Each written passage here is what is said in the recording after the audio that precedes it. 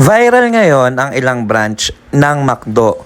Kabilang na dito ang branch ng McDo Tanza Cavite at McDo Balayan dahil nga sa nangyari na meron daw Grab driver na humihingi ng tubig.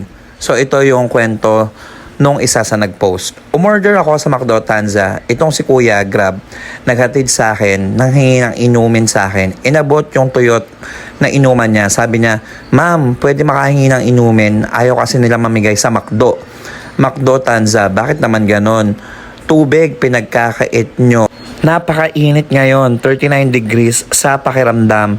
Tubig lang na halos 2 baso lang naman ang katumbas ng lagayan ng tubig ng rider." Dahil nga sa post na ito ay may isang netizen na napa-comment ng story time. Patungkol naman ito sa experience nila sa McDo Balayan, Batangas. Sa McDo Balayan, Batangas nga, pinaalis kami kasi di agad naka-order. Story muna tayo. May duty kami doon at lagi kami kumakain sa McDo. Tapos 12 noon na nung kumain kami. Siyempre may kasabay kaming mga student. So sobrang haba talaga ng pila. Di humanap muna kami ng mauupuan para pag naka-order na kami. Nilabas namin mga paperworks namin habang naghihintay sa pila. Maya-maya may lumapit sa amin na crew. Sabi, "Ma'am, pwede na po kayo mag-order." Di ako naman tumayo para mag-order. Habang nasa counter ako, yung ka-work ko lumapit sa akin, cancel order na daw.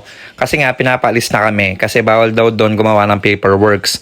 Same crew na nagpa-order sa amin.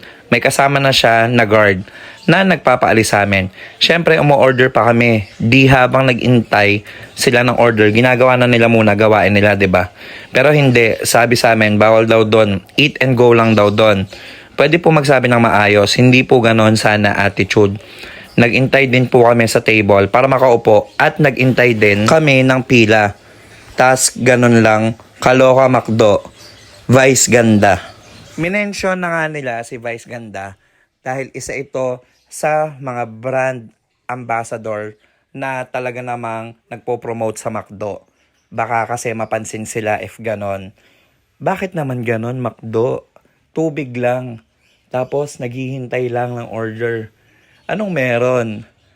Comment down below kung anong opinion nyo dito sa ginagawa ng mga crew ng McDo ngayon.